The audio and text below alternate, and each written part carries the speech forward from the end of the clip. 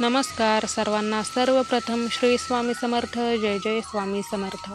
स्वामी भक्तांनो, तुम्हा सर्वांचे आपल्या श्री स्वामी समर्थ या चॅनलमध्ये सहर्ष असे मनापासून स्वागत. स्वामी भक्तांनो, आज आपण नामस्मरणाने नेमके काय फायदे होतात, त्याचबरोबर नामस्मरण कोणत्या वेळी, कुठे आणि कशा प्रकारे करता येऊ शकतं हे देखील जाणून घेणार आहोत. त्यासाठी तुम्हाला आपला आजचा हा व्हिडिओ शेवटपर्यंत पाहावा लागेल. चला तर मग. तर नामस्मरणाने नेमकं काय होतं पहा. तर जेव्हा तुम्ही तुमचे जे इष्टदैवत आहे किंवा जे आराध्य दैवत आहे किंवा असं दैवत ज्या देवतेवर तुमची विशेष अशी खास श्रद्धा आहे, तर त्या देवतेचा जो मंत्र आहे, तर त्या मंत्राचे स्मरण करून तुम्ही त्या देवतेचे स्मरण करत असता, तर त्याला नामस्मरण असे म्हणतात. तर जेव्हा आपण नामस्मरण करतो तेव्हा आपण जेव्हा तो मंत्र जपत असतो, त्या मंत्राचा उच्चार आपण जेव्हा करत असतो, तर तेव्हा आपल्या हृदयामध्ये अत्यंत स्थिरता आपल्याला जाणवत असते.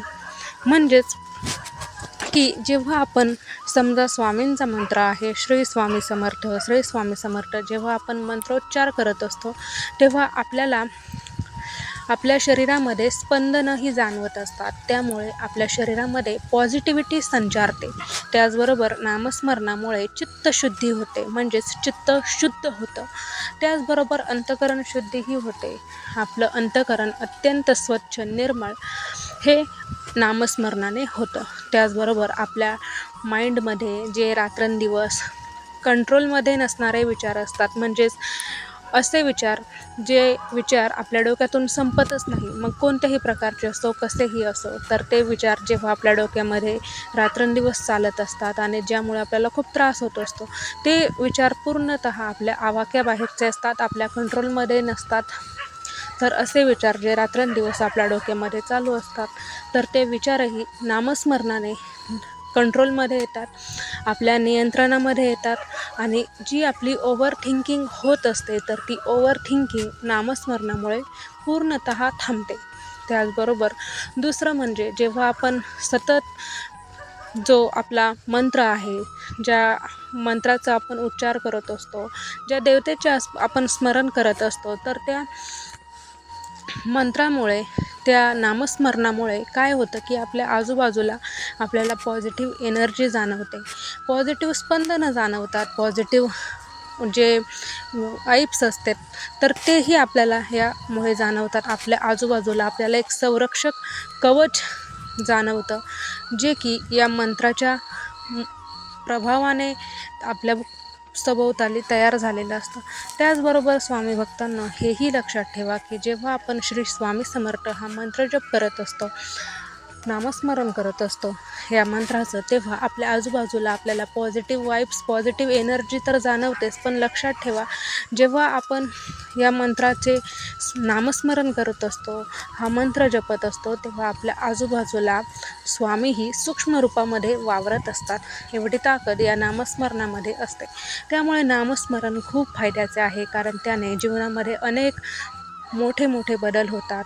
त्याचबरोबर कितीही आयुष्यामध्ये चढ उतार आला तरीही नामस्मरणामुळे आपल्या स्वतःमध्ये नक्कीच आपल्याला आत्मविश्वास जाणवायला लागतो, जो कुठेतरी याआधी आपण हरवून बसलेलो असतो. ते धाडस आपोआप आपल्यामध्ये तयार होतं. त्याचबरोबर आपण खूप एनर्जेटिक फील करतो, आपल्यामध्ये खूप ताकद अचानक संचारते आणि आपल्याला खूप फ्रेश वाटायला लागतं, सुंदर वाटायला लागतं, आयुष्य स्वामीमय वाटायला लागतं आणि जीवनातील प्रत्येक क्षण खूप सुंदर असा आपल्याला अनुभवायला मिळतो. जीवन संपूर्णतः स्वामीमय होऊन जातं जेव्हा आपण नामस्मरणाचा आधार घेऊन जीवन जगतो, नामस्मरण करत असतो. आयुष्य खूप सुंदर होऊन जातं.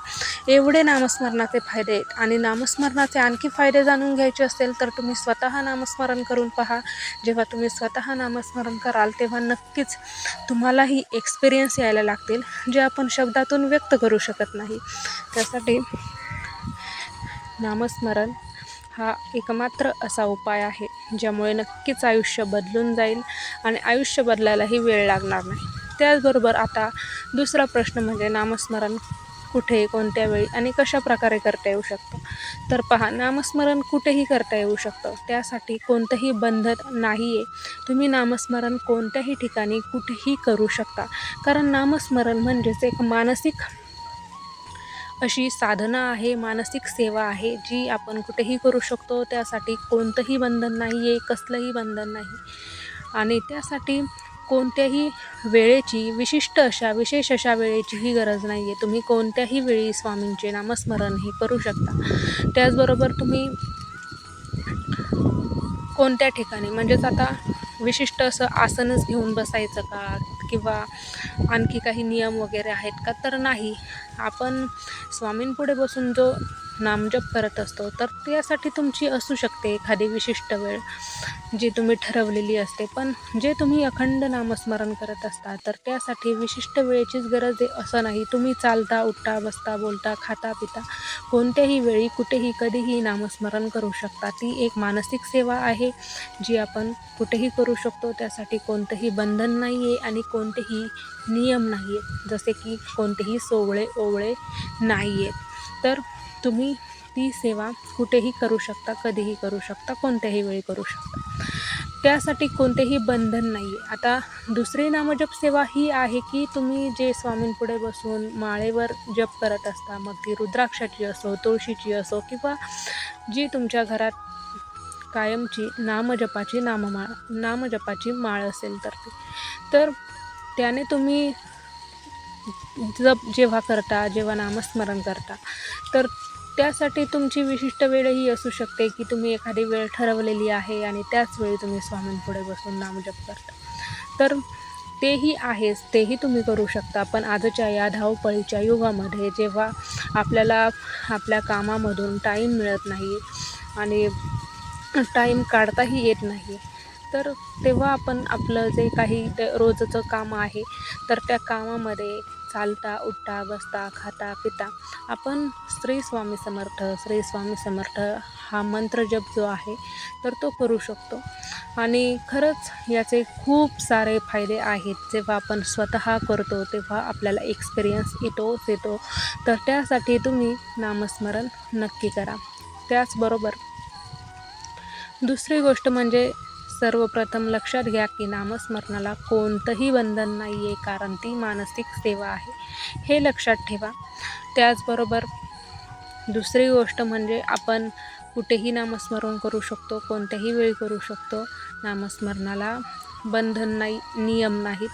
तुम्ही ते करू शकता, छान एक्सपिरियन्स घेऊ शकता, स्वामींचे अनुभव, चमत्कार पाहू शकता.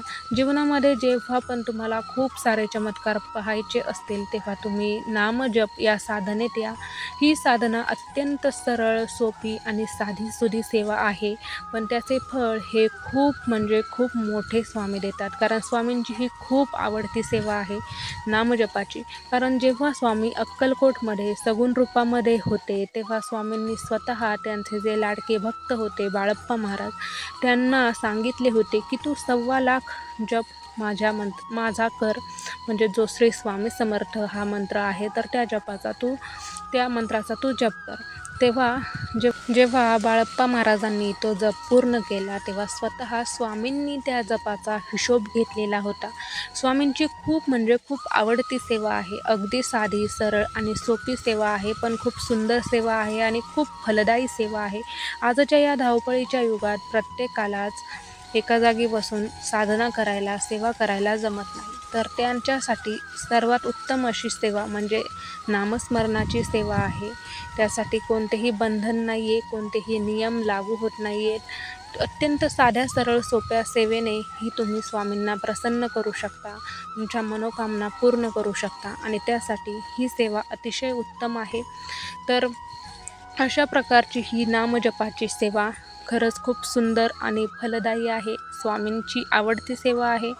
त्यामुळे तुम्ही आजचा हा व्हिडिओ संपला की लगेच तुम्ही या नामस्मरणाला सुरुवात करा. नक्कीच स्वामी खूप सारे चमत्कार तुम्हाला देतील. खूप सारे चांगले नवनवीन एक्सपिरियन्स तुम्हाला येतील. जीवनामध्ये खूप सारे बदल घडतील. तुमच्या मनोकामना पूर्ण होतील. त्याचबरोबर तुम्हाला नक्कीच तुमच्या आयुष्यामधील चेंजेस हे जाणवतील. त्यासाठी आजचा हा व्हिडिओ संपला की लगेच नामस्मरणाला सुरुवात करा आणि नवनवीन एक्सपिरियन्स जे तुम्हाला येतील ते शेअर करा. चला तर मग भेटूयात पुन्हा एकदा अशाच सुंदर व्हिडिओमध्ये. तोपर्यंत सर्वांना श्री स्वामी समर्थ. जय जय स्वामी समर्थ. धन्यवाद.